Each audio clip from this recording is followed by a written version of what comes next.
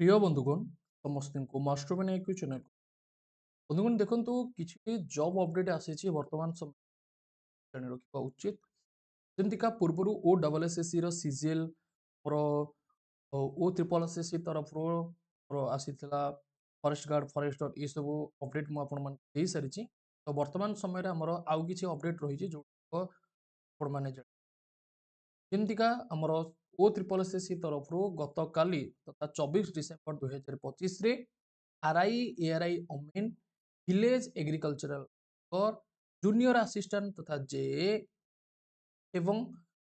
assistant revenue inspector ARI statistical field surveyor तथा SFS ये सब आमर रिलीज होती एवं ये सब पदवी पूर्ण निमंते आपण को कोड www.ssc.gov.in पड़ो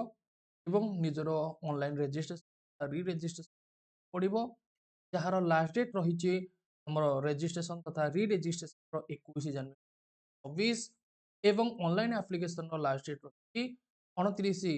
जनवरी एवं रजिस्ट्रेशन तथा ऑनलाइन अप्लाई निमंते हमर जो डेट रो स्टार्ट रही 29 डिसेम्बर रोचे एवं एज एलिजिबिलिटी टोटल सीट वगैरह ये सब किसी आपन को ओ ट्रिपल एसएससी रो ऑफिशियल वेबसाइट रे हमर directorate of secondary education Odisha Bhubaneswar तरफ 23/12/2025 रे गोटे अपडेट आसी बंधुगण देखंतु ये अपडेट हमर रही हमर जो एसएसबी टीजीटी वैकेंसी को लेकिन वैकेंसी पोजीशन हमर फुलफिलमेंट करा जिवो फुल्ली एडेड एवं न्यू एडेड हाई स्कूल ठीक अच्छे तो एसएसबी टीजीटी जो बंधु मैंने अपेक्षा करते तो यार नोटिफिकेशन आपन को बहुत ही जल्दी देखा मिल के सीट ऑनलाइन फॉर्म भरवे के एग्जाम सब किसी आपको आगामी समय वर्तमान शॉर्ट नोटिस जाहिर करा नेक्स्ट हूँ government of India ministry of railway तथा रेलवे रिक्वायरमेंट बोर्ड तरफ तथा आरआरबी तरफ हमर ये अपडेट जाहिर करा बंधुगण देखंतु लास्ट डेट जो रही अप्लाई करिवार सेटा होची 20 फेब्रुआरी 2026 एवं ये जो वैकेंसी हमर रही ये वैकेंसी होची ग्रुप डी पोस्ट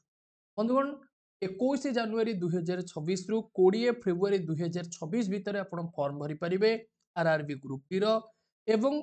यार इनिशियली पे स्केल रही 18,000 किंतु आपन को सैलरी बहुत सुंदर भाव में सेटा देखिया मिल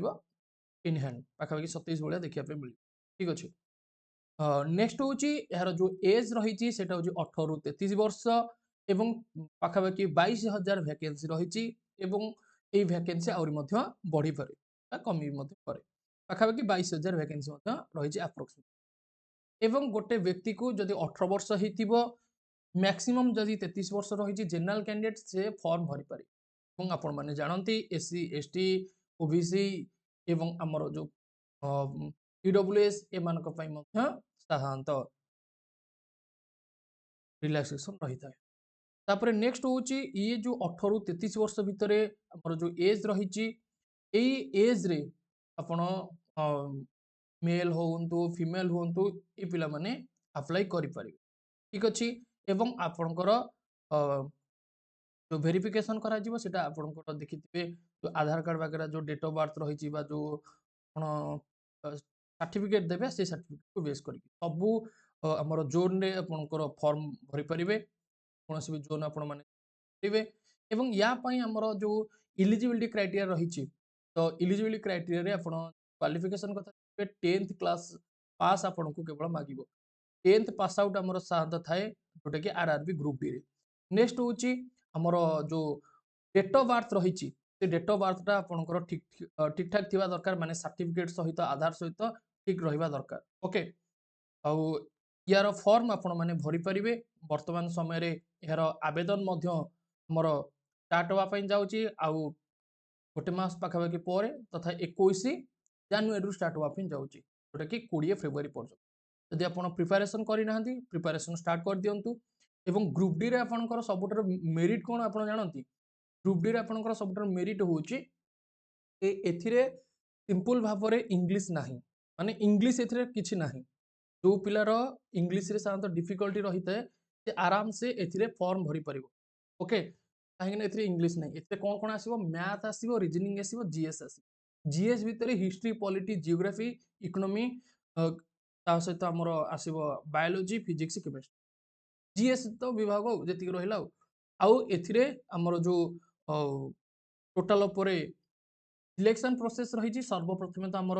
गोटे एग्जाम हम रिटन एग्जाम तापर आमर गोटे फिजिकल टेस्ट हम फिजिकल टेस्ट आपको बाली अवस्था धरिकी 100 मीटर पाखापाखि रनिंग करने पड़ो ओके तो जदि आप प्रथमे यहीटा को फिलअप कर ग्रुप डी जो मेन रिटन एग्जाम को आप क्रैक कर दौरान इजिली मेरिट को आसीपर ओके तो थैंक यू जय जगन्नाथ वीडियो टी को शेयर करनी चैनल नुआ चैनल को सब्सक्राइब करने ऑल नोटिफिकेशन को ऑन करने जहाँद्वारा कि टाइप इंपोर्टाट अपडेट आप आगामी समय पाइपर जदि क्वालिटी वे प्रिपेरेसन करने चाहती पट्रे गोटे नंबर चलुची व्हाट्सअप नंबर से जोगाजोग करूँ